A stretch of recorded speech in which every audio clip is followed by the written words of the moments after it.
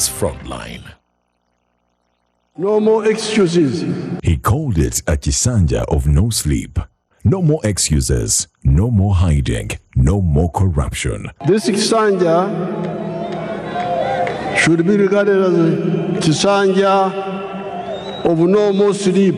Those were the words of President Yoweri Museveni as he spoke at Kololo shortly after swearing in for his 7th term before thousands of Ugandans, visiting heads of state and before the world. Then, 7 days later, he gave us the cabinet. 30 new faces, veterans dropped without warning.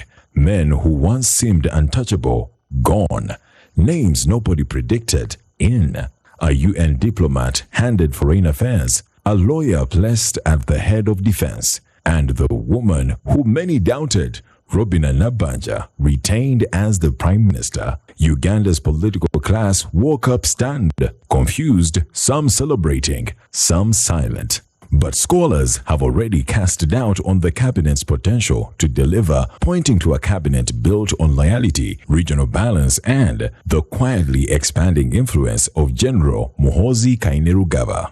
He had other considerations that are more different, that are very, peculiar.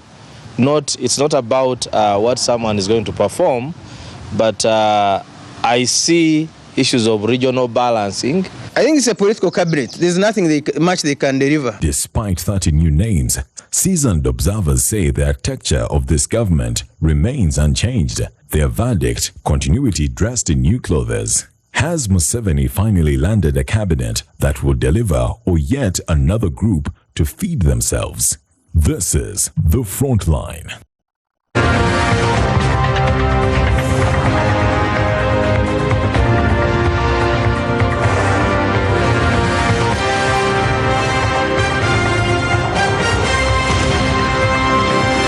NBS Frontline.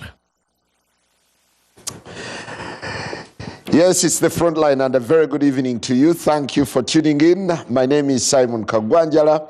Tonight, we'll be getting into the inside story of President Museveni's new cabinet picks. It's a subject that's drawn quite a bit of a storm.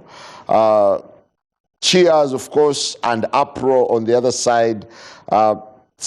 There are quite a number of upsets, the number of surprises and shockers. The big question remains, does it reveal anything about Chisanja Hakuna Sleep?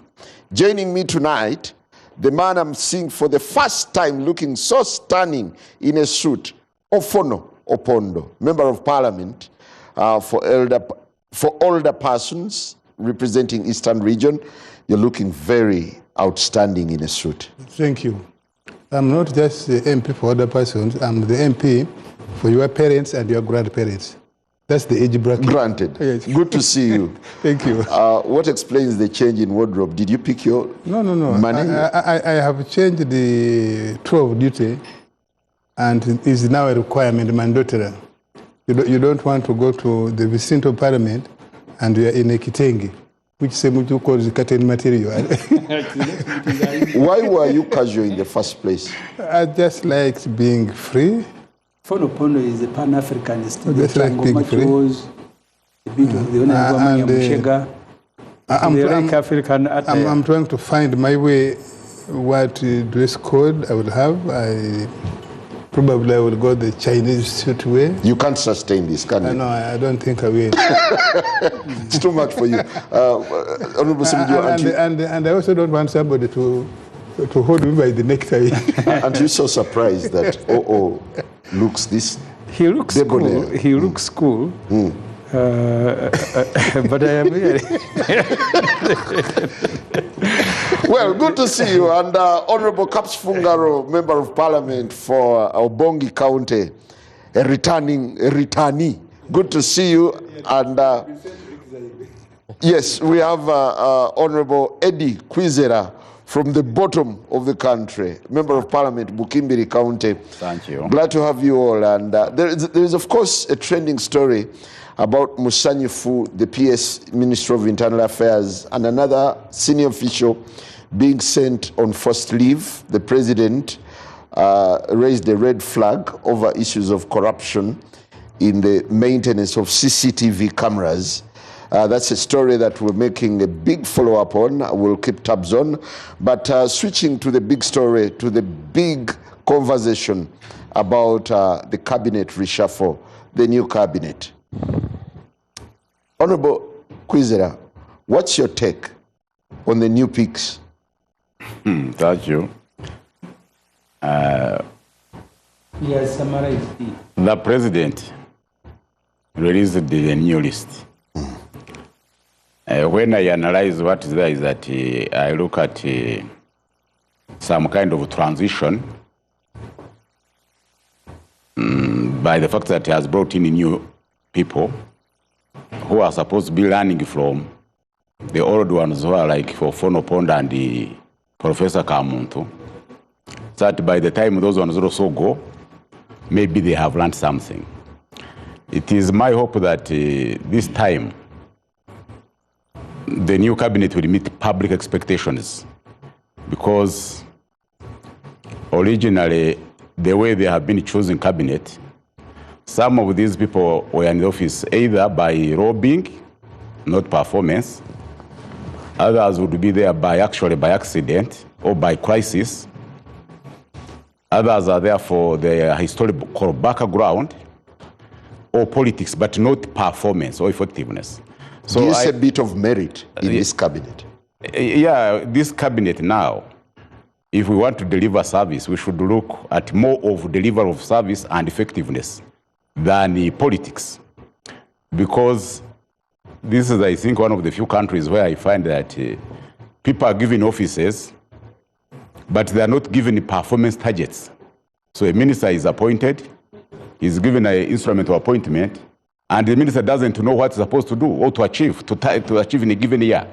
So this is a time where the president is giving an instrument of appointment, then it is accompanied by a performance target instrument, so that at every given year, you can evaluate the ministers. But now if you ask the government and say, you have returned this minister, you have removed this one, what is the measure? You must have a standard, you must have a measure. So maybe you can say these ones have served for a long time, but they must be a measure. So this time the cabinet must have a measure, a standard that can be evaluated at the end of the term. That's what I think. Thank you. Honorable Caps, what were the surprises and shockers in the president's cabinet? First of all, thank you for this opportunity. I speak here as a member of parliament representing, not only as a member of parliament representing Obongi constituency, but also as the chairman of the National Parliamentary Caucus in the 12th Parliament.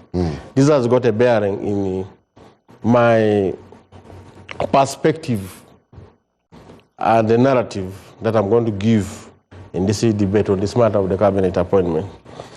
First, also as a member of the opposition, particularly from the Forum for Democratic Change, holding the position of Deputy President in charge of Northern Uganda, we as opposition people were supposed to provide checks and balances all the time in what we do towards the government in power.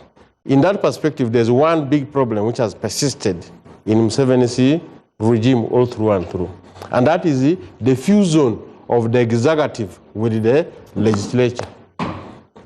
Government is supposed to have three arms and separate one to check against each other: the judiciary, the legislature, and the executive. Ministers who are members of parliament lose focus from their duty as members of parliament. They cannot check against themselves when it comes to the exercising of the roles of parliament in being a watchdog, acting on behalf of the people to check on the performance of the executive. So that's why from time to time you find there is divided loyalty and failure to execute the roles of a member of parliament vis-a-vis also the roles of a cabinet member. That's the problem in Museveni's government. Number two, there is this growing and increasing size of the cabinet. When President Museveni first came to power, 1986, what was his message and how many members of the cabinet were there? Ministers were around 48. And now the number has gone. Today we are talking about 82.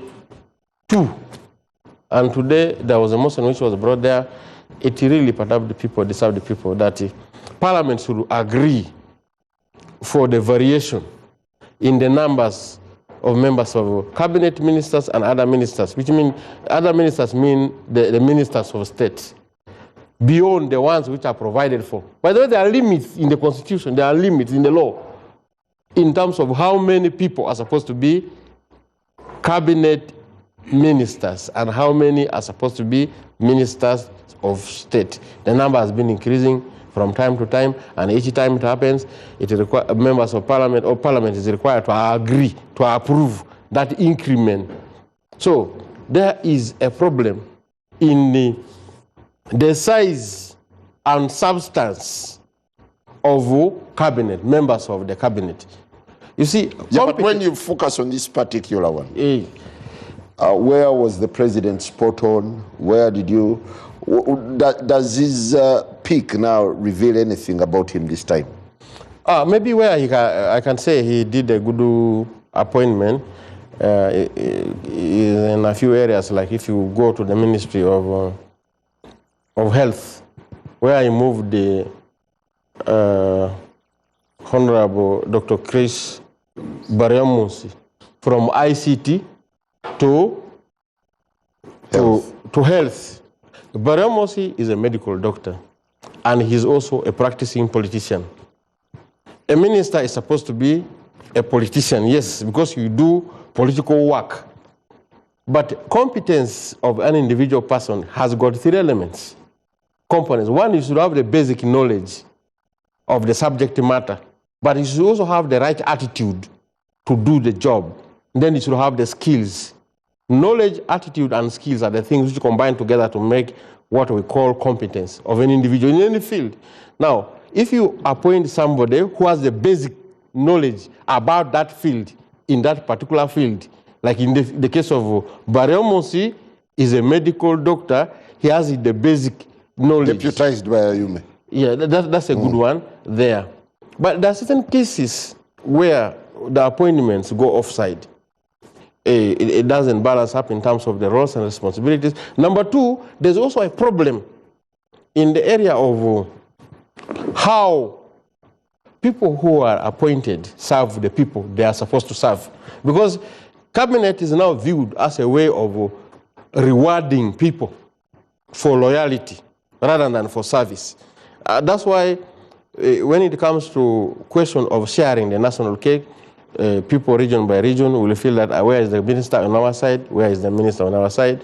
Ministers indeed who are appointed do not have a national outlook at it. I'm a minister of a government of a republic called Uganda. I'm supposed to serve people equally, beginning from Kisoro to Kitigum. But before I even get to OO, I heard West Nile complaining that they have been denied big slots. They haven't eaten big in cabinet. Actually, that's where the problem comes in here. The people of West Nile have consecutively, maybe 2, 3, 4 times, never seen a full cabinet minister. They have ministers of state. In this particular case, Moses Ali was not a cabinet minister. He was in the rank of prime minister. In the executive, there are people. The presidency is different. Vice president is not a minister, not a prime minister. That's another rank. Then the prime minister has prime minister, deputy, 1, 2, 3. Moses Ali was in that category. When you talk about ministers, you begin from the those who fall below the prime minister and head ministries. A minister, cabinet minister, is different from a minister of state. West Nile has never been given a single cabinet minister. This time, we have 6 ministers of state. The powers of a minister of state are not equal to the one of a full cabinet minister. To make things worse, West Nile people from the side of voting, actually they are not happy. The more unhappiness is in the heart of the people who are NRM or who voted for President Museveni. They say now, in the past, when we were deemed to be a little bit more of opposition, when we voted for Dr. Paul Kawanga Semgerere, in the election of 1991. At least there you could see a minister. And then when we voted for Dr. Besigye, later on there, gradually the voting pattern shifted to be like more of SWAT, NRM. But the more the region became NRM, the less it became attractive for a minister to be appointed from there. So where is the reward? Is this a reward or is it a punishment? That's the debate which is going on in the minds of the people. So you belong to that chorus that believes that every region should be rewarded, you see, equitably. If it is about equity, in the distribution of national resources and opportunities, West Nile deserves. Because West Nile, first of all, is a strategic region. It has a large population of close to 4 million people. It has a large population of refugees which are hosted in Uganda here. At least the Ministry for Refugee Affairs could have been headed by people from their side. And then West Nile has, to make things worse, no single person appointed as a permanent secretary in any ministry. Yet you have so many people with good brains. You go to these universities and colleges, West Nile has professors, people with PhDs. So you miss out in the political appointment, you miss out in the civil service. So where is the fairness here? So for me, in this, I conclude as chairman of the West Nile Parliamentary Caucus, that West Nile has been given a raw deal. This cabinet is not fair at all. Thank you. Your take on the new cabinet and the kind of storm it's generating. I haven't had a conversation with many people about the cabinet, but I don't think many people expected the president to make a significant shift. Why? Because what has driven his politics since '86 still obtains. Attempt to accomplish inclusion, sense of belonging, to achieve minimum political acceptance and consensus. And he does explain this himself, that you have seen him say he has brought somebody to cabinet because his father or her father gave him sugar in the difficult days. You remember the case of Chief Otogabye when it was first brought? You have had the case of Byamukama, the now Minister for Works.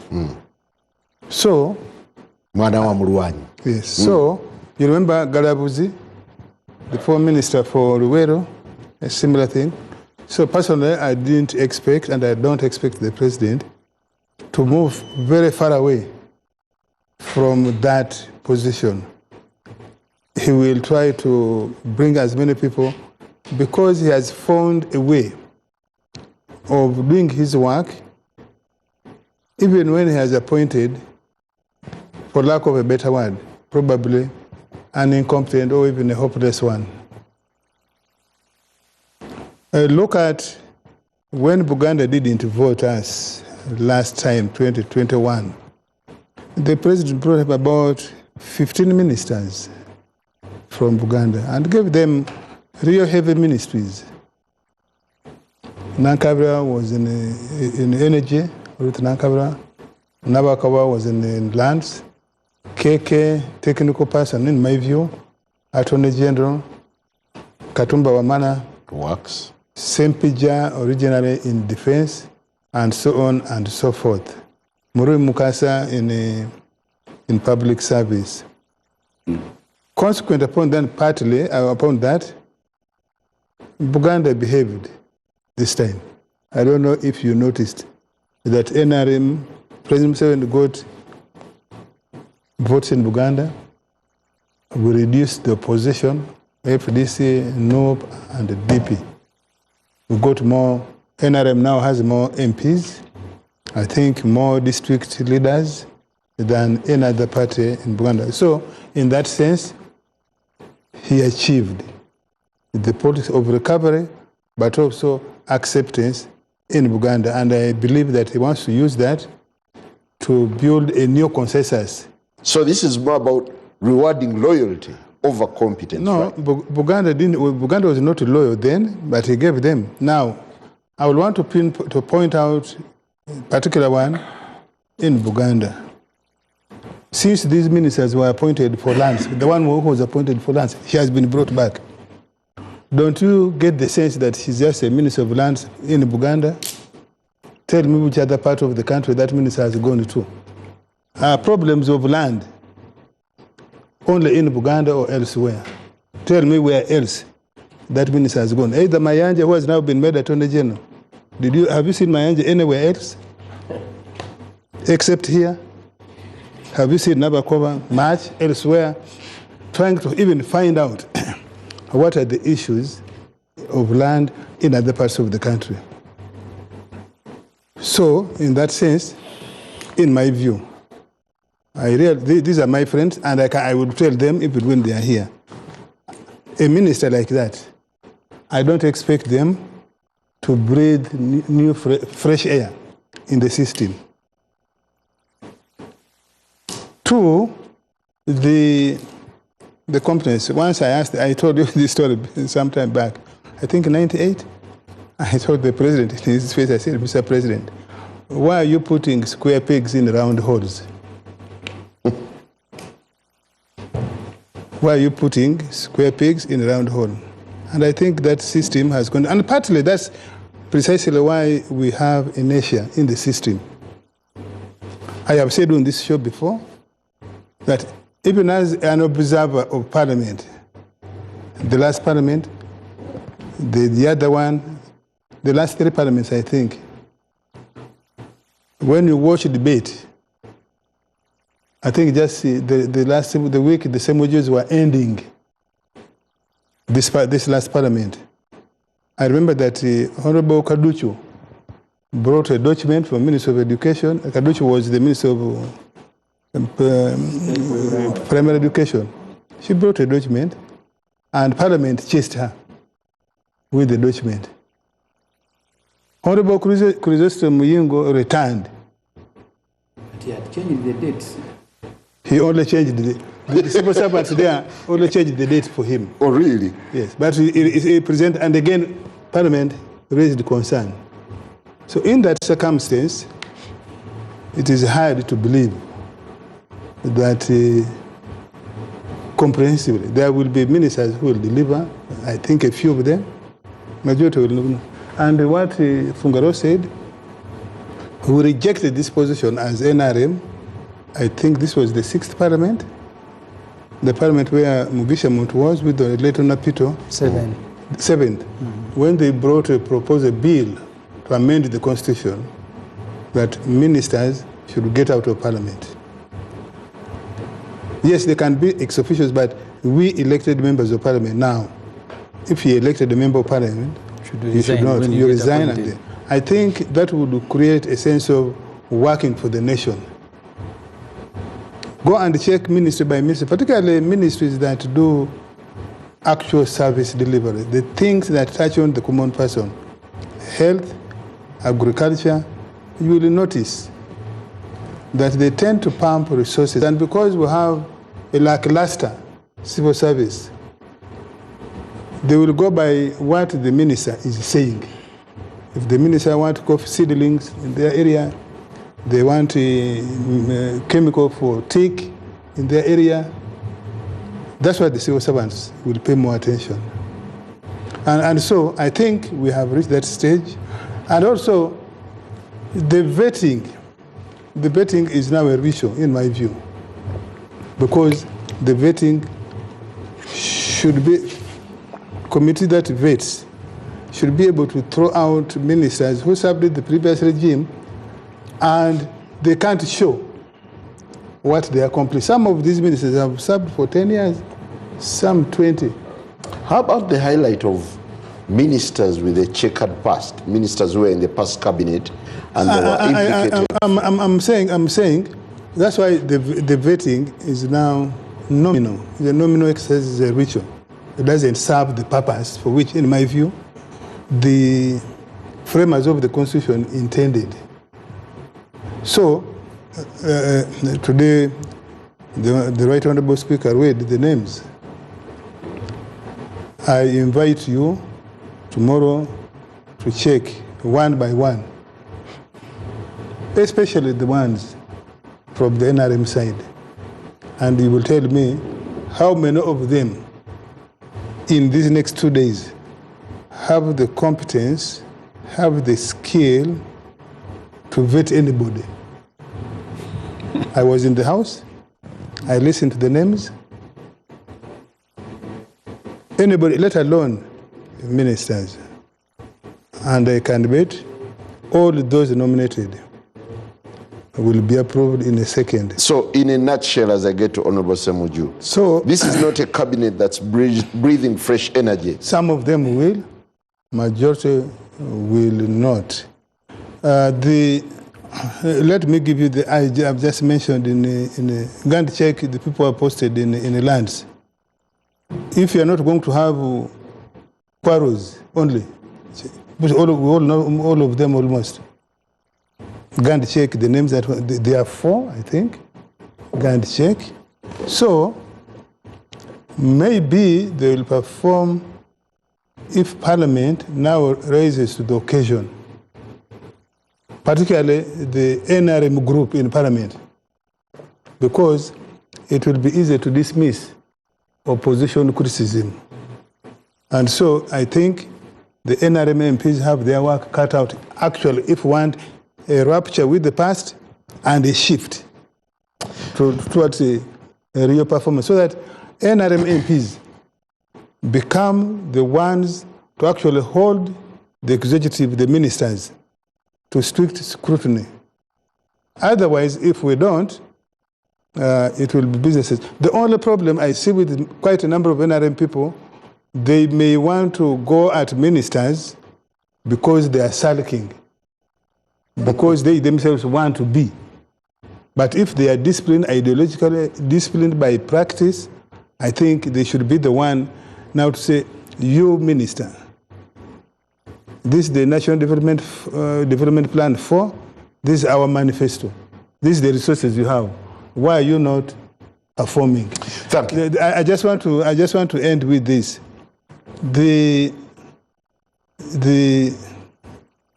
How would I frame it?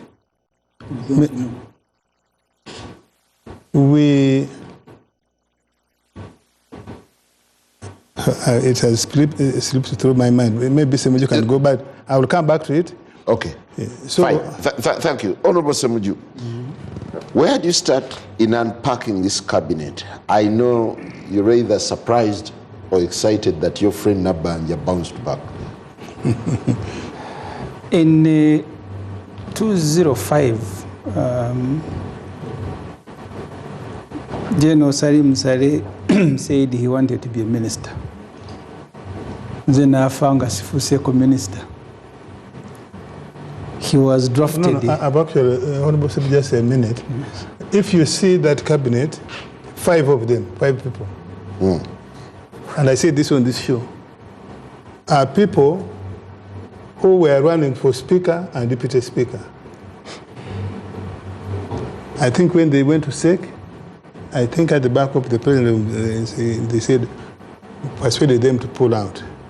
Now, if somebody was running for speaker, deputy speaker, and now, does she or he actually so it was a bait? Want to do the job of a minister, to do service to deliver to the people, or is there now for something else? And I said it on this show. At the time those people were declaring interest for the speaker, I said they were negotiating because they had seen the example of 2021. Go and check in the outgoing cabinet, they again was about 5 or 6.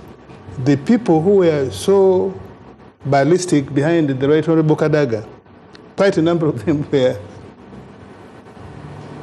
I don't think it is a good way to choose a cabinet. Well, Ssemujju, it's your turn. So General Saleh said then Afanga Sifuseko minister.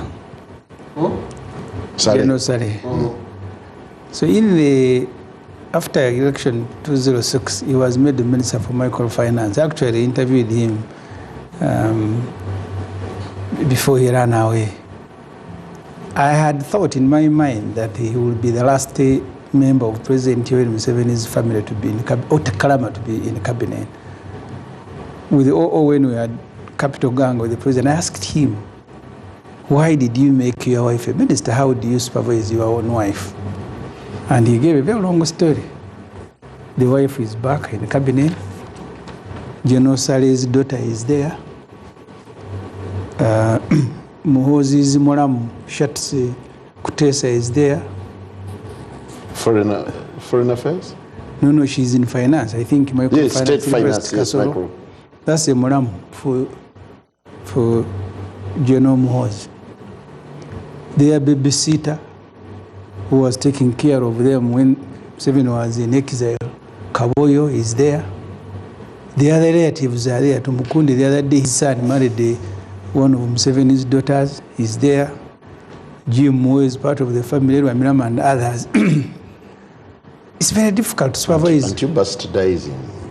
I am not the one who appointed the cabinet. Why would you look at it from relative, the side, the blood? No, because General Sale, I gave you that background and thought it would be sufficient. Okay. Since then, Afanga Sifuseko minister.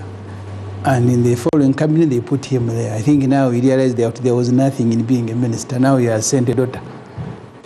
Sale's daughter, Moses Moram, their babysitter, their mother. Now imagine a father chairing a cabinet with all these family members there. And they are not the only, these are the immediate ones. So there are others, I've told you, Tumukunde, Muhezi, Ramirama, etc. The president is very casual when he's choosing a cabinet. That's how he ends up appointing my sister and friend, the Honorable Kasule Lumumba, a chief whip.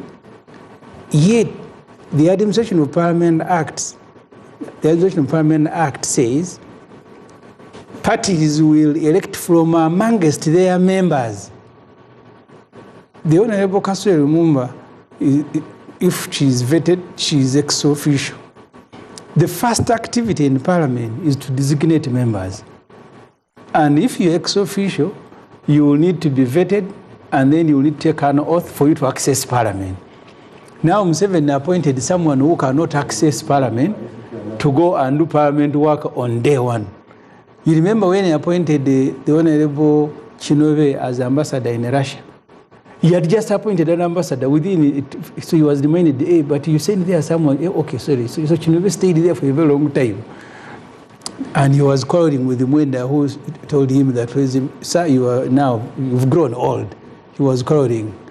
He doesn't want to be reminded that he's grown old. But President who has been around for a very long time with advisors. But the anomaly was corrected.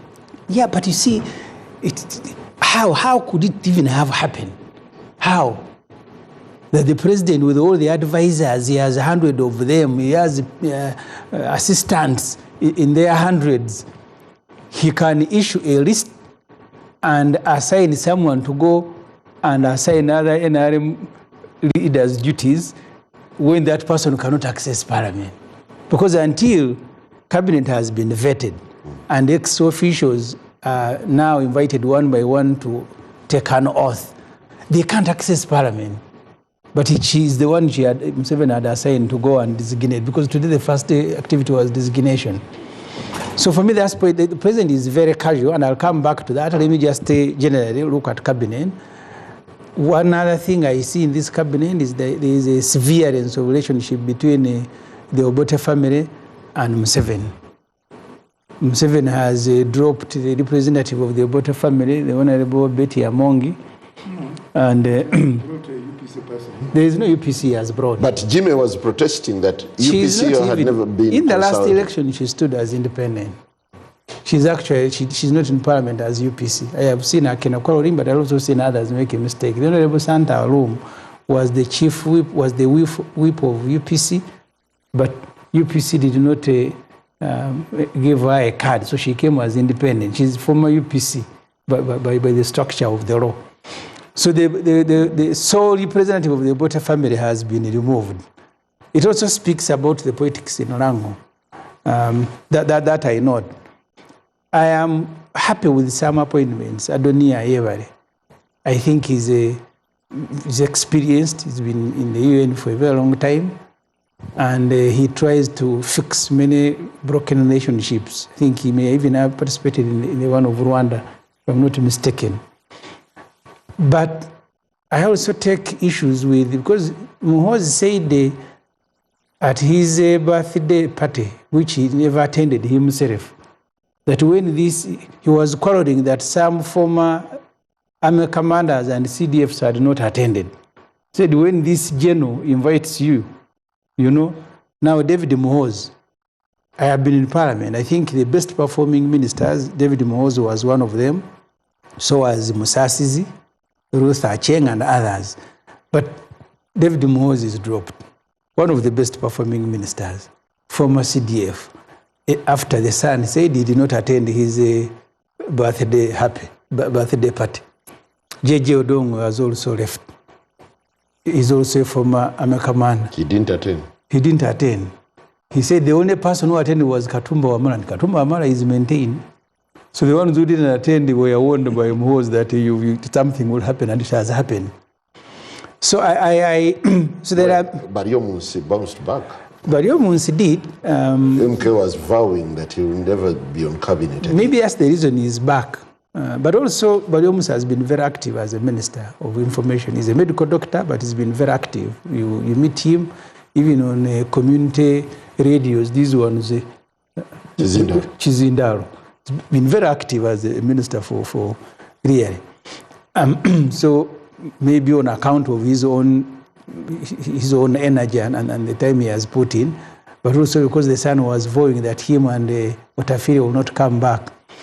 I look at people who have left, like General Moses Ali. General Moses Ali is 86, 87, I think 88 now. Old, but also unwell. I think it was good to allow him to go. I don't know why he was replaced by his son. I don't know the competence of the son. But that's politics. Matia Kasaija, he had abandoned the work of that ministry to Musasizi. It is only fair that you allow Musasizi to be the minister because he was the minister after all. Like David Muhoozi he was the minister for internal affairs, at least in the parliament, because Otafire never stepped there. But part of the reason, there was even a problem between Nabanja and Otafire. You appoint a supervisor who is despised by others. Because Nabanja, in one of the cabinet meetings, was quarreling that I don't know what Otafire wants from me. And Otafire said, is there anything that I may want from you? So they were in a cabinet meeting. Museveni likes it, that you get supervisors who are despised by those they are supervising. But also all the people should also learn to let go. Because if I am Crispus Chionga, with my experience and knowledge, I am not going to be part of a cabinet supervised by Nabanja. Professor Kamunt, you were part of Obote in 1980. I mean, very knowledgeable people. And then you avail yourself to be supervised by people you should be teaching. But when you look at the calculation of the president, yes, does it in a way sink into his ambition of Chisanja, no sleep? No. O was referring to the National Development Plan 4. The National Development Plan 4 has targets, serious targets. One of them that has attracted me is that every year government wants to generate nearly 900,000 jobs. In the National Development Plan 3, they were able to generate only about 300. That's according to their figures. It may not be true, but at least they say they failed. We have done tarmac roads now, I think, to about 6,000 from a stock of about 20,000. If you go to education, we have 2 million in secondary school, we have 200,000 in tertiary, and maybe about 9 to 10 in primary school. If you read, including the National Planning Authority, they give you the challenges in the education sector. One of them that is outstanding is that because of the quality of education that we give to our children, many of them, their productivity level will not go beyond 39%. Even IMF has done a report about that. So if you choose people Because Museveni's wife is very passionate about education, but she doesn't have time. But she's also inaccessible. She runs that ministry through emissaries because she never steps there. Muyingo and Kaduchu and others who are at the ministry, they wait for ADs from Mama to come. So the ADs are the ones who sit ministers and assign them, you phone a minister for this, you do this. And then they disappear. So there will be nothing done at the ministry because even at a parliamentary level, we spend 5 years without seeing the Minister for Education. And the Honorable Taiwa said, because of the health restrictions, because each time you are going to access the president or a member of his family, you must do a COVID test. Say the first aid cannot be here. So if someone who is inconvenienced by health consideration, restrictions, why do you assign that person a responsibility of more than 15 million people? Because we have nearly 15 million people in the education sector. And the person who is supposed to be superintending on that sector is not available. And then you do reports, your own reports, and say children who are in school will not go beyond 39% their productivity level. So whether it is works. So when you combine the cabinet, and that's how I want the public to look at it, you have assembled a team that is supposed to deliver the National Development Plan 3 in relation to Uganda Vision 2040. So this particular group, when I was interviewed by NBS, I told them, just tell me a single private company that can hire any of those people Museveni has put in the cabinet. Just tell me, you're a private company and you go looking for staff and you hire who? Maybe the Adonias. But can you hire Chiyonga? They should be at home. They shouldn't be any. Well, as we take a break, Honorable Kwizera, is Chisoro satisfied or impressed? Did you have a share given your voting pattern? You see, I want to inform you and Ugandans that who benefits from a good cabinet? Is it the president or it is the people who are supposed to be served? So when the president is appointing ministers, he should be focusing on the delivery, those who want service. Yeah, but cabinet is an embodiment of a national cake. Yes, where you say but we have also eaten. But now you see the element of appointing ministers in the form of reward system, not performance. This is where I agree with Honorable Fonopondo, that should we appoint ministers because we are rewarding them, all ministers must perform on a mandate of a minister to deliver service. That's very important. Secondly, the process of approval to vet. People should not be ambushed to vet. Actually, they should even call for a public hearing because members of parliament who are newly elected, they are members of parliament, they are new. You are going to supply 82 members of the cabinet to them and to vet them from the room without even asking anybody. So I know they might bring their CVs, but who will check the correctness of the CVs if you don't allow the members of the vetting committee under our Article 9 of the Constitution? I think, if I can be corrected by Honorable Ssemujju, that Parliament can have capacity to invite other people even to help the committee, such that what the output is acceptable, not by only the appointing authority, but also by the people who are supposed to be served. So, but the issue of appointing people because you are using it as a reward system, it affects service delivery and effectiveness. Another issue that we should be looking at is that who benefits, as we were saying?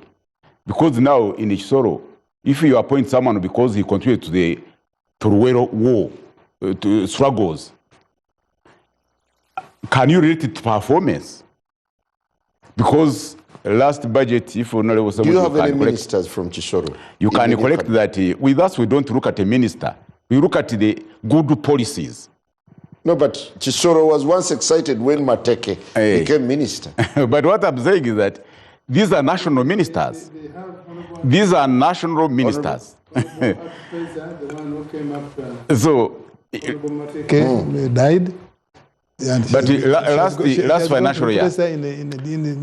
financial year, our tourism roads actually have been on the books for about 5 years, 10 years. Now, you bring a budget, you provide it to make 60 roads. Yet in the previous year, you did not even make 5.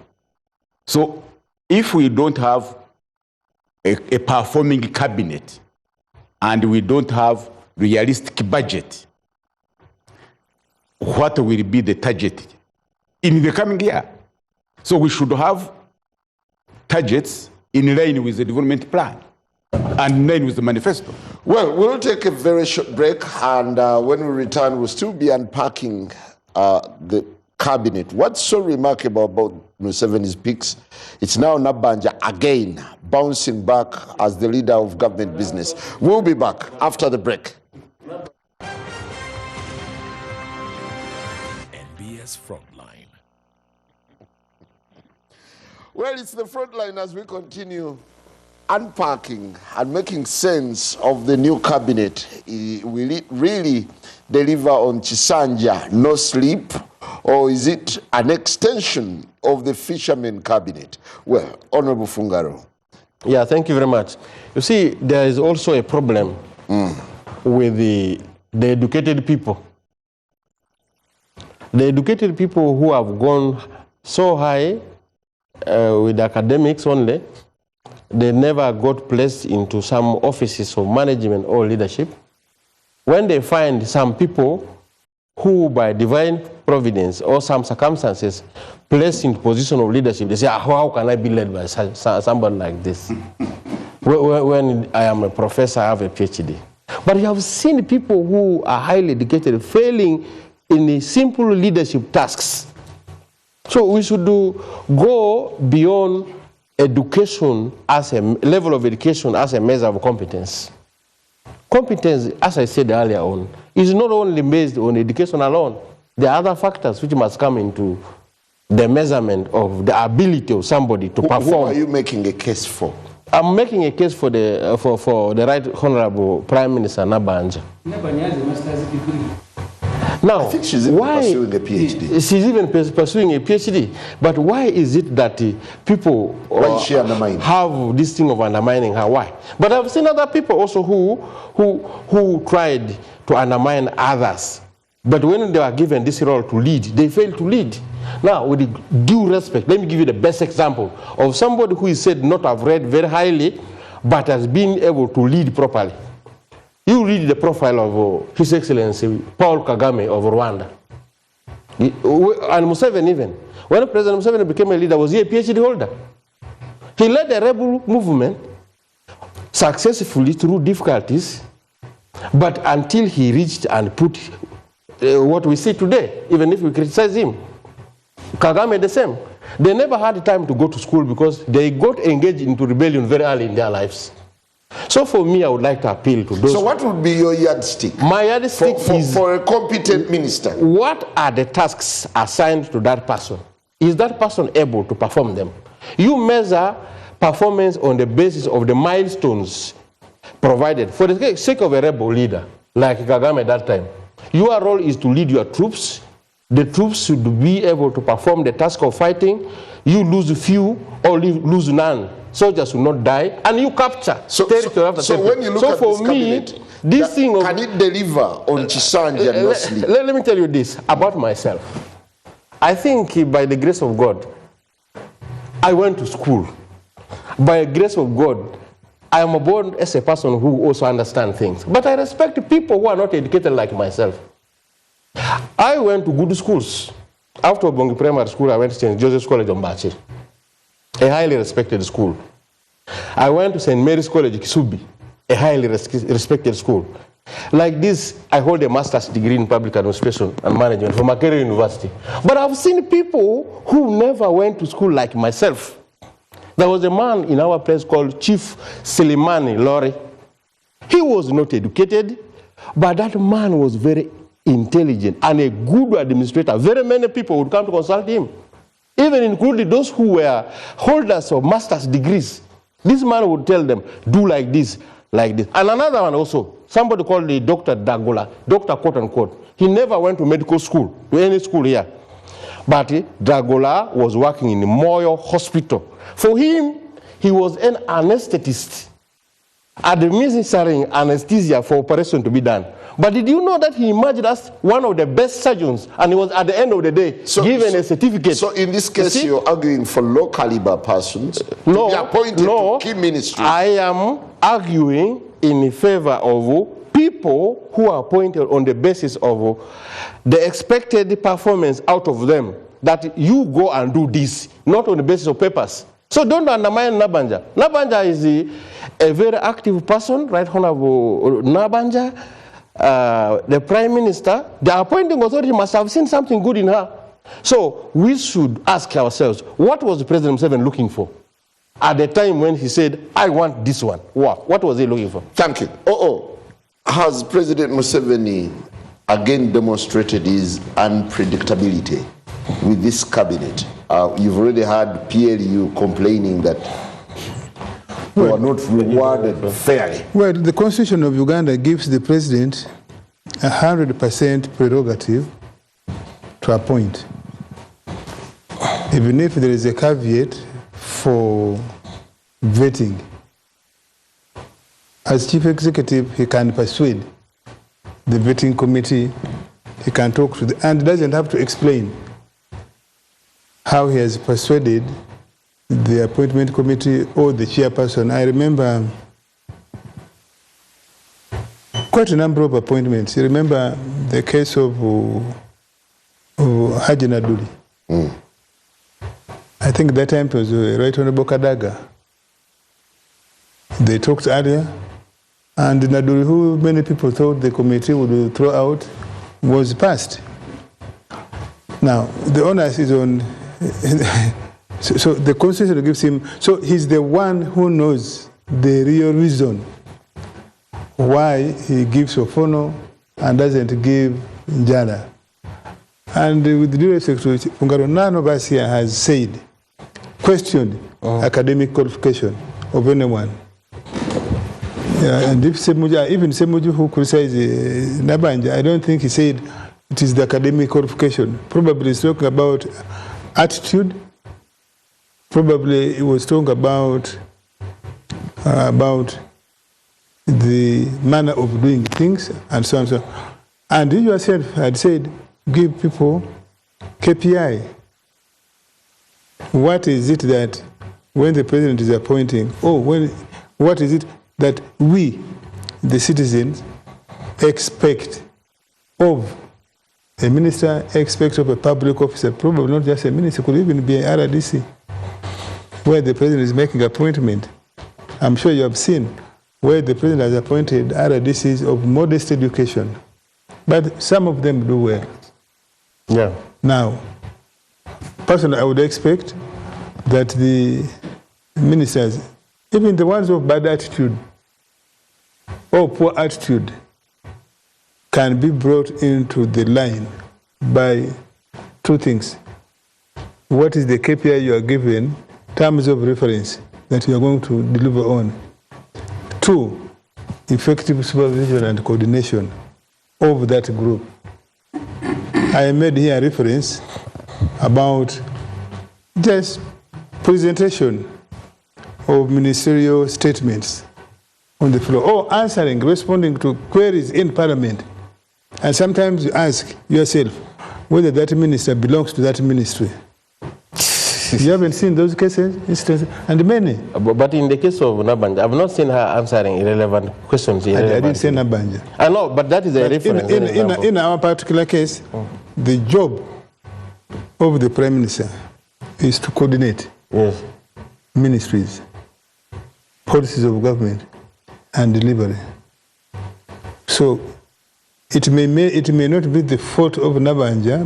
I don't know whether it was Hon Ssemujju who said that in quite some cases she's given people probably who are stubborn, who don't want to respect her. Who don't respect. Now there I expect the higher authority to discipline them, to crack the whip. Yes. You have seen a number of outbursts of ministers in public, and we all know those that don't respect the Prime Minister, even when that's her mandate, to coordinate them, to supervise them, and probably even to sanction them appropriately. Yes. Now, if that is continuous, then the fault may not be Nabanja's. The fault lies elsewhere. Yeah, it is the people who are supposed to respond to her. But and some of that also is with Parliament.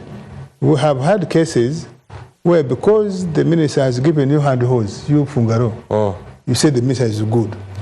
Because he has given you hand hose, he has given your people relief food. No, for me, where I saw her competence was this. I'm just giving an example. Why are you saying I'm talking about generically. But I want to give an example. Why there is... Why of all ministers are you so obsessed with Nabanja? I want to give you an example here.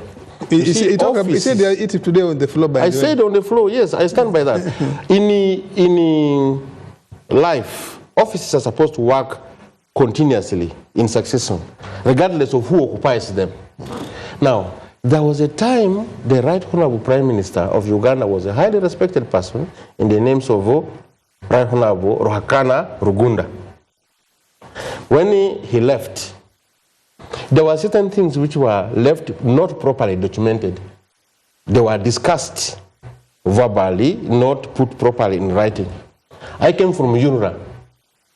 I went there. I had a meeting with General Moses Ale, Dr. Ruhakana Rugunda, myself. The third person who was supposed to be in that meeting was Kajina, the director of UNRA then. About very crucial matters of development in West Nile in terms of roads, the road network. Nabanja was not there. So when changes were made, what we had discussed had not been implemented. There was nothing which had taken place. I came there with the only things which were written with the hand like this.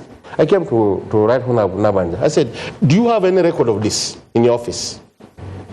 This office has left. What was discussed has not taken place. Where do we start from here? Nabanja responded, said, don't worry, this is an office. Then she called people. On this point, so for me, I saw that she understood her work. She was able to put the record correct, and the work is going on today. I want to clarify. See? So for me, I saw she was someone who understood the role of her office. Honorable Fungaroho, yes. You are talking of something that was written by the former Prime Minister, which you brought to attention of the current one. Yes. How do you look at the National Development Plan with provisions of other projects that were not implemented, even when they are in National Development Plan, other than those ones which were handwritten, because of influence peddling? So we are not, no, wait, we are looking at it. When you are debating, you leave out the issue of conflict. You are conflicted. Because there is something that is motivating you. You received the favor. Yes. No, wait. You are conflicted because you are now personalizing national decisions. We are looking at leaders making decisions which are informed.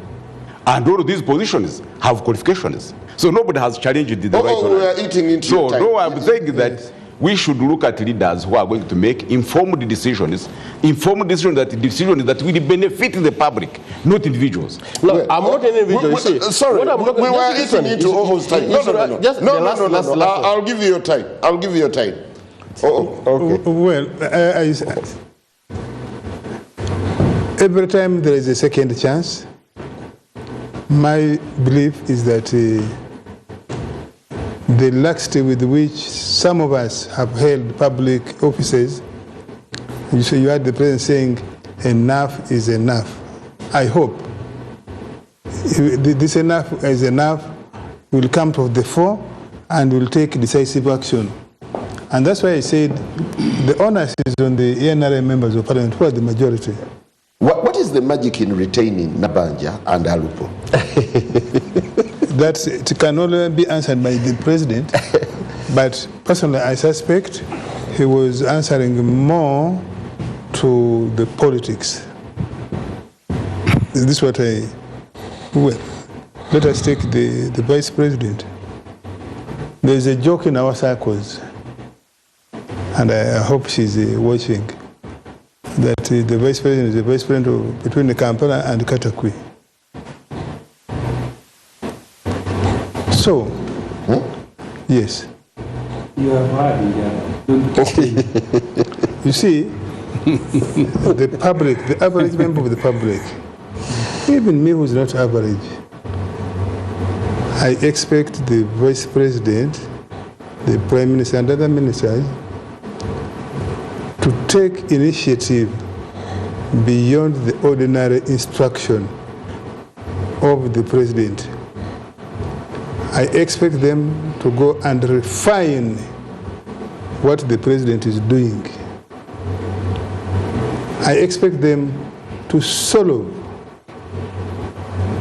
problems where the president perhaps is busy, even without being delegated. And they simply go reading the mind of the president, solve a problem, and then you take back, I have solved this. That's what I expect. That's what I expect of top members of the executive. But if you are also, you see the problems and then you first report. That's why I dare say the president is too occupied. And consequently, there are many things that are accumulated. You have heard in Parliament and in the ordinary life here, the president makes pledges. And it accumulates for 5 years. He has a minister for the presidency. He has other DCs. He has a minister for that sector.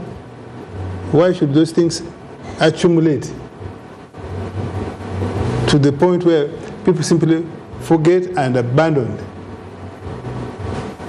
Why should the president be the one accosted by smaller things?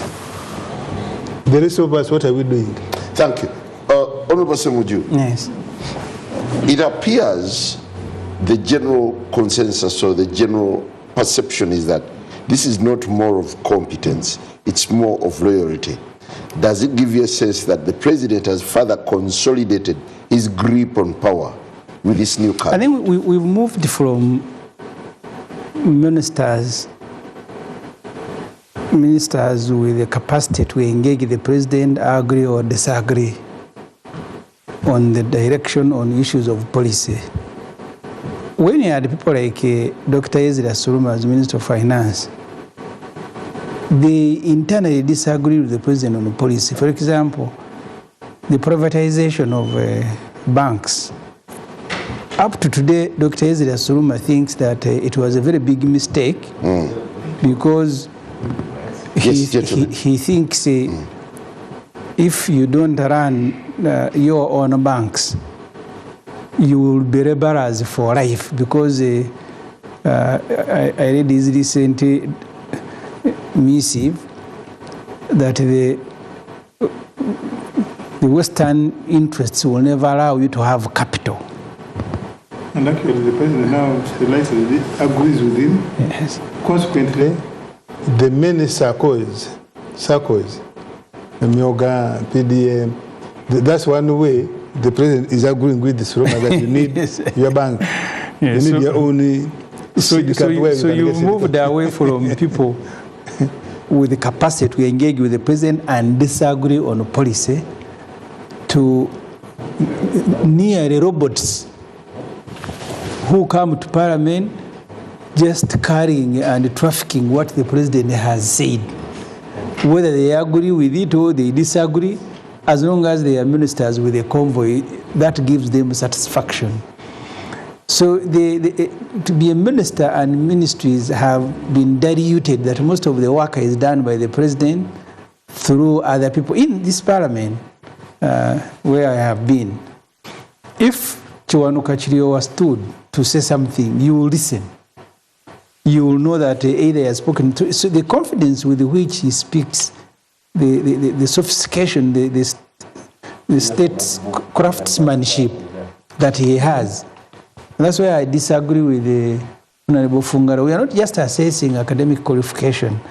We're looking at someone who's state craftsmanship. And doesn't matter how many degrees you have achieved. There are people who are professors but stupid. and we didn't refer to academic qualifications. But there are also people who, because it doesn't mean that if some professors are stupid, now you bring anyone. Because the professors, you met one who was stupid, now you go and pick charcoal sellers, now they become part of your cabinet. Museveni himself was laughing at his cabinet last time. When he said, this cabinet of mine, of fishermen, they told him in the cabinet, he laughed and tears were rolling down, laughing at his own cabinet. But the reason he does so is that he does not expect this cabinet to do anything serious. It is, I remember when he appointed the late Medi Kagwa, he said, I appointed Medi Kagwa to represent me at funerals. So sometimes Museveni appoints... As Minister for Presidency. Yes, he said this one will be representing me at funerals. So he, in his mind, he doesn't visualize the minister as a serious thing. So is this hula-baro about who was placed where necessary? It's just symbolism. I've seen a lot of uproar over Muganga, over several other... And I think Muganga, the reason people are saying no is also Rwandese. That's what I have seen circulating. Yes. That is not a Ugandan or is a person of dual nationality. That I have seen. Is it important? This is how Museveni works. No, it may be important because under our constitution, there are specific offices that are bad, where people with dual citizenship are bad.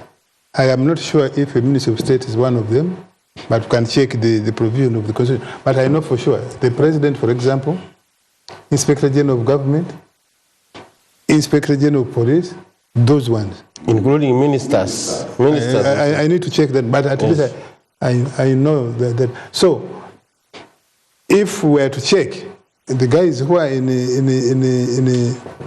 the vetting committee ought to check if that allegation has come about Professor Muganga. We can check.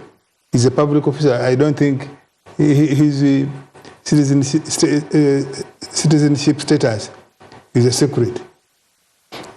And if he himself checks the constitution and finds that he doesn't qualify, he's not eligible, then the best thing would be for him to step down, to decline the appointment.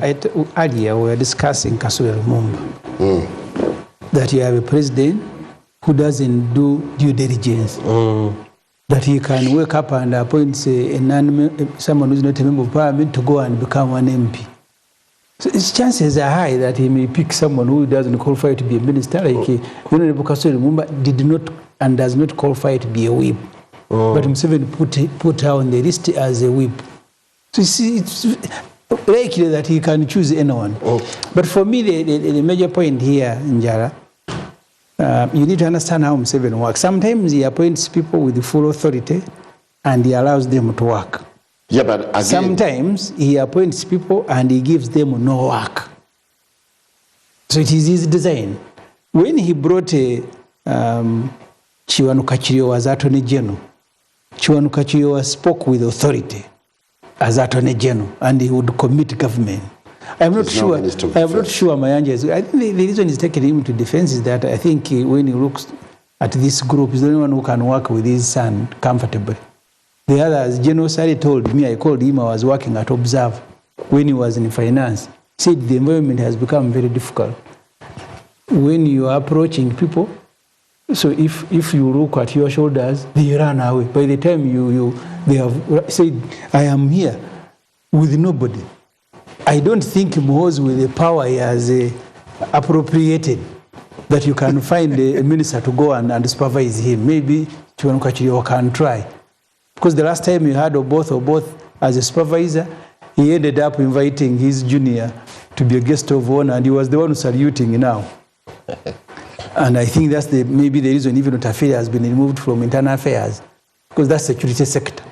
Security sector now, all of it, prison is run by Museveni's son. So Otafire, who was quarreling, that's why he has been exiled into water because I don't think the son has any interest in water, so Tafile can go in water, and here everybody abroad must be either one who will salute the son or will keep quiet when the son is running the show. So there are ministers that Museveni appoints, and he gives them authority to go and do work. But there are also others he appoints, like Retimedi Kagwa, whose only duty is to represent him at funerals. And I think that's what Arupo is doing. I don't think she does any other work. Because ordinarily, a vice president in our constitution must be someone training him or herself every day to take over the presidency in case something happens. You should even be allowed to hold some power. Yeah, but do you appreciate the magnitude of the challenge that the president faces in playing a balancing act between politics and service delivery? No, if you have a cabinet, and I agree with the Honorable Kwezera, if you have a cabinet that will help you to deliver service, I don't think people will want to have their relatives or clansmen or people of the same religion in that cabinet, if a cabinet is delivering. We had aborted ministers, Kanyomos, Rwakasis, when those guys were visiting our schools. Those ones are not good examples. Yes. The good examples perhaps are the ones of the 60s. These ones were singing Nyamurunga. No, I was much older. I don't think those ones. Yeah, but if an aborted minister gave you a school, that school will be constructed. These ones of Museveni cannot even offer you a pen. You'll have to first ask either Mohozi or Sare or one of the relatives that can I offer a pen to this child. Those ones had authority to phone upon. They came to our schools and promised things and they were done. Yeah, but you're also looking at newcomers, the new players on the block, the Nameres, that lot. How much will it deliver? Namere has energy, but government doesn't work that way. If you want to know how government works, you look at the budget that they have given you. If you go to local government, for example, the budget for local government in this financial and last financial year was 6 trillion. 5.4 trillion for salaries, for secondary school, primary teachers, health workers. So what remained for local government was about 600 billion, all of them in Uganda. So that's what you go to supervise. And that's why I saw newly appointed people saying now it is a PDM. What is their role if you look at the policy of PDM? Museveni said PDM should go at the parish. There is even a committee. So you have no role there apart from maybe reporting that things are not happening here. So many of the ministers, as I said, they are given the ministries, but with no responsibility, with no budget. I am happy with Sanjay Tana. Trade. Yeah, but unfortunately, there isn't much that is in that ministry. But Sanjay Tana and Otada were some of the best MPs. And they should have said in Parliament if Uganda was a serious country. Sanjay Tana and Otada, very, very good. Thank you. Honorable Quiz, the outgone lot were dubbed fishermen. How would you describe this one? Oh? You see, it's more of the same. Business as usual. I want to inform the listeners and those ministers, those who are going and those who are coming in, that the biggest challenge we have in the country is where people are appointed to take positions of leadership when in themselves they know they don't qualify or they have no capacity to deliver. And they don't report back to the president and say, you have offered me this appointment, but I can't manage. So people are appointed some do. As if it is by accident. The Honorable Tom Butimi was appointed Minister for Karamoja. Yes, but he's 1 in a million. So but that thing of... He didn't decline because that thing of... He declined for different reasons. Yeah, the issue of appointing people by accident, without even consulting them whether they can serve, is undermining service delivery. Because you are putting someone in an office, whether you find that the top management, they are supposed to report to him or he's supposed to supervise, is less informed than the people supposed. He's supposed to oversee or supervise. Meaning that now the technical people don't respect that person. And actually, I would think that even the president people are withholding information which is vital from the president. So the president now, because of people who are lobbying and he wants to reward people, he appoints people and he deploys them without looking at what they are supposed to do. That's why we are saying that in this appointment, why can't the president work in accordance with the Constitution, Article 1174, which says that the president shall assign. You have appointed someone, you have given instrument of appointment. But there is no assignment. Assignment means that you must call that person and say, I have appointed you as the Minister of Opondo, as the Minister of Education, or as the Minister in charge of roads. I want you in this period to have so many kilometers of tarmac, because I have given you the budget. But here you find a minister who is, you ask one of some ministers say, but do you interact with the president? Say, no, even the appointment letter is sent to me. I don't even see him. So some of these ministers are working under fear.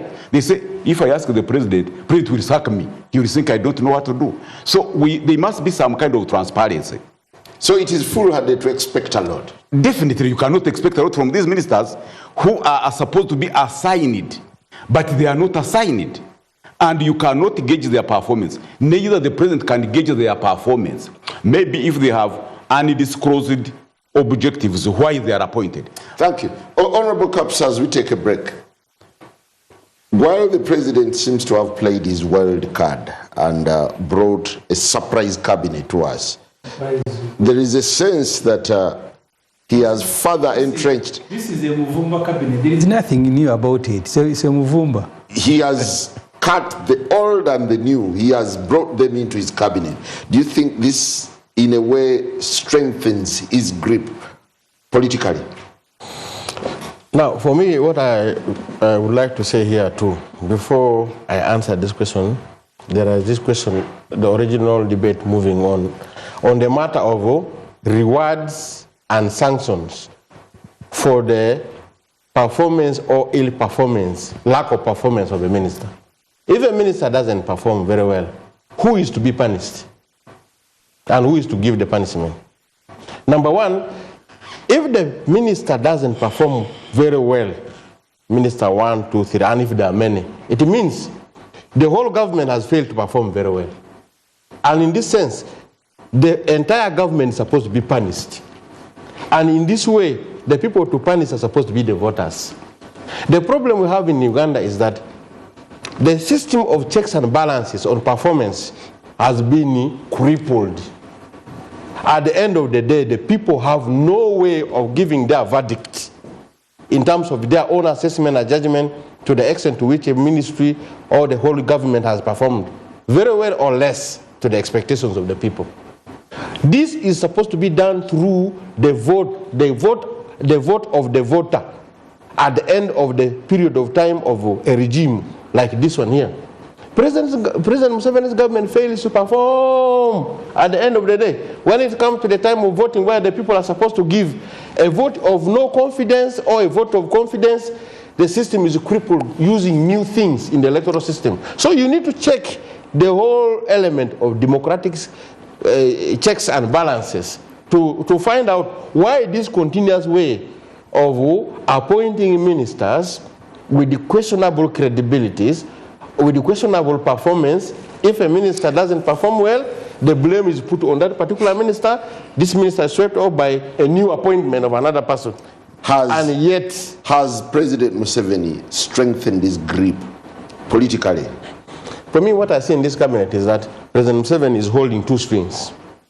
One, his own string, and the other one, the string of Muhoozi. He's releasing. Yeah, there's something like this. If you see this, a lot of people, beginning from our brother here, who was Minister of Youth, he's now Minister of Local Government.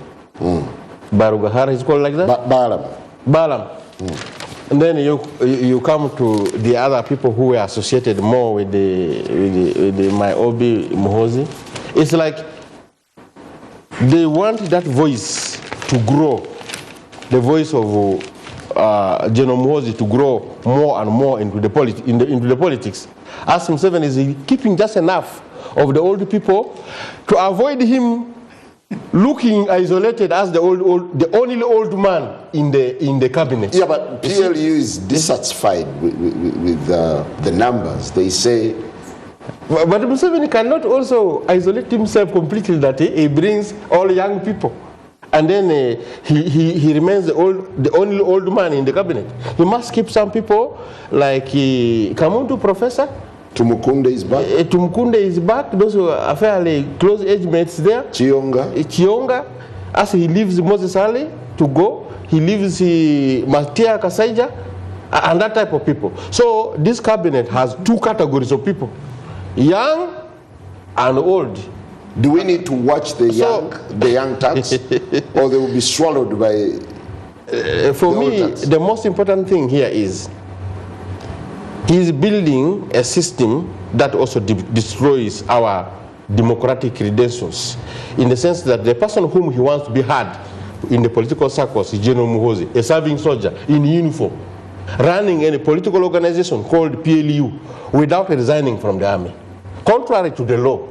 We have said this several times, that if you want General Muhoozi to participate in politics, let him leave the army, let him resign and come into politics fully as a civilian, so that we can preserve the sanctity of a national army, professional and a democratic, loyal to civilian. Well, we'll take a very short break, and still when we return, we'll still be looking at the undercurrents, plus, of course, the baggage or the weight that awaits the new cabinet. We'll be back. NBS Frontline. Welcome back as we discuss everything about the new cabinet, the surprises, the shockers, the upsets, and the expectations. Honorable OO, we've heard from the pressure group, PLU, very bitter about the allocation. They said they were given few slots and they are dissatisfied. What's your take? You know, the cabinet shuffle that brought Baramu, Abe, and others, after that cabinet shuffle, we went to Kisozi. And the president publicly told us that now I have PLU members in my cabinet, and called them one by one to stand up so that we see them, we know them. Good enough, none of them has shied away, something which I thought undermines in the public eye the authority, the constitutional authority of the president. Along the way, when General had issues with the Bariomosi, you remember, he tweeted, he said, "You will not be a minister again." Now, the ordinary person, that says, that means, in my view, you are the one, or you have a bigger say. And I thought, again, that statement undermines the authority of the president. Because if the public, the country people, begin to believe that the president does not have full authority, other people are boasting that they are the ones who make the presidency appointee. And you have seen since that time, the flood gates were opened and people rushed there, even people with no principle, political principle, I mean, no ideological standing. They were on that side. That led us to an avalanche in the last election, where you had people run and picked NRM cards, ticket, but they also said, we appeal you. And you saw in the, I will call it the unconventional ousting of Anita Mon as the endorsee the endorsee.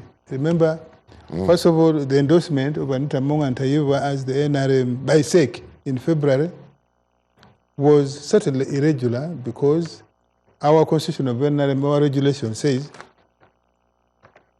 there will be a period for expression of interest. So there was no need for SEC to endorse them without first opening. At least they go through some formal process of expression of interest alongside others. Now you saw I said the unconventional ousting of Anita, regardless of other accusations, even if those accusations were right. I think the better way would have been to quietly influence SEC, probably have people making petitions to SEC and say this was irregular. Or this person has the following issues which make her candidature, even being proposed, untenable. In that case, then SEC agrees to review its own resolution. But the manner in which it has come is now, what does that set? I have seen a tweet. I haven't bothered. I don't know how to trace whether this tweet actually belongs to this person. I'm a basic person on ICT. But since it hasn't been denied, I want to believe that came from journalists because I have seen has made 3 statements about David Kabanda. He made another one about questioning how could it have been that Barremonsi was appointed. He made 4, actually, and then about Okello Oryem. How did Okello Oryem miss? And then the other one was on generally the dissatisfaction you are referring to. Now, I think that's meant to show we, the politicians, that power now has either shifted or is shifting. I don't know whether that's how we want power to shift. Or does it scare you? Personally, as an individual, I'm not scared. That's why I speak. Should the nation be concerned? The onus is on Ugandans as citizens to reject what they think is unconventional, what they think is illegal, unconstitutional. First of all, by starting with the NRM people, but looking at where NRM stands now, I doubt, because not many people in NRM, or even in the country, have 2 things which would be a counterbalance. Not many people have the economic or financial muscle. Not many people have own political gravitas. And thirdly, perhaps, not many people have the ideological grounding to say this is wrong and let's speak about it. I don't think you see many members of parliament of NRM speak about it. They turn about turn like soldiers. So is NRM at a crossroads over the PLU factor? I think so. I think so. People are timid. And each time I write, I say, many people in NRM speak the truth. Even the truth, they speak while looking over their shoulders. And I don't think that's a good sign for NRM, which claims to be a vanguard party. Because a vanguard party, a revolutionary party, is the one which will be pointing the right direction for others. Now, if there's no one in NRM, not even its secretariat, is able to politely and in discipline say, no, Mr. Chairman, this shouldn't be the direction. I think maybe a cause for worrying, but I hope we can still find our way. And that's why I'm saying in this parliament, which is overtly over-dominated by NRM 72%, we hope we can begin with there. Please, I want to bring in, given that you are an NRM leaning independent, how much of a factor is PLU in this cabinet? You know, is it a headache You know, politics is a perception. And you can use different lenses. Honorable Ssemujju has a lens. Honorable Fonpondo has a lens. Fungaro has a lens. I also have a lens. But if we are going to use a scientific lens, that is like an X-ray, which you don't deceive, we now want to look at the NRM, now 12th parliament, and who has influence there. Because Who calls the shots? parliament means members elected when the speaker is there. So if we want to be realistic, did the NRM secretariat contribute much? What was their contribution to the elections of the speaker, putting the speaker and deputy in position? Where did we see NRM secretariat? Because the NRM secretariat is the one that must be mobilizing its members for a direction they want. So now you see another arm, PROU, saying, no, we want the speaker and we want a deputy speaker. And then you find that in a public paper, you find that they are saying, no, with us, PROU, we are not satisfied with the 17 positions, and it comes like this. So the secretariat has the managers, especially the one in charge of media, to shape the thinking or to bring out the right position of the party. As Hon Fonpondo said, the party has kept quiet. Another thing that we have not had a reshuffle. This one was a new cabinet. A reshuffle is when in the midterm you reorganize. But this is a new cabinet formation. The beginning. This is a new cabinet because the other cabinet ended. So when we are forming a cabinet and someone says, no, we have had very many. I saw the spokesman of the PRU, Mwenda, saying that they have more than, is it 400?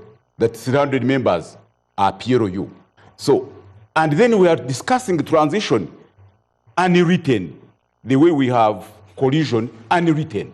Collision between DP and NRM, either individuals or as organization. Then we saw also UPC and NRM. So the collision is not written. And now this, the relationship, the undescribed relationship between PRU and NRM, because you cannot make reference to it. There is no document, at least to my knowledge. And so maybe Hon Fonpondo, who is NRM, knows. But when you talk about transition and you see the new people coming in, as the Kasejas phase out, so couldn't it be a transition between NRM to PRU? Well, Honorable Ssemujju, that's what should be answered. I'll get to you, Honorable Fungaro. The NRM PLU the relationship equation, yes, and how it is playing out in the cabinet picks and of course the speakership and the deputy speakership. I always thought that Museveni, because Museveni is a smart person, that he will order hand us to his son. I thought he would do that in an orderly manner.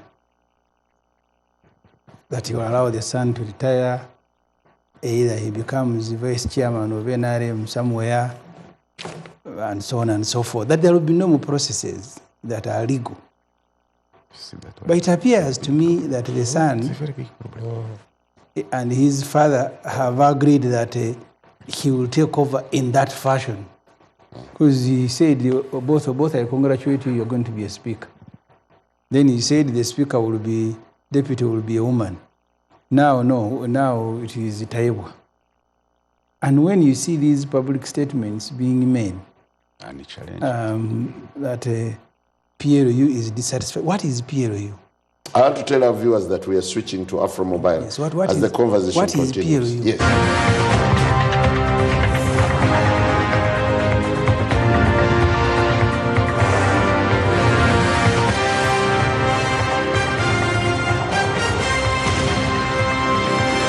NBS Frontline.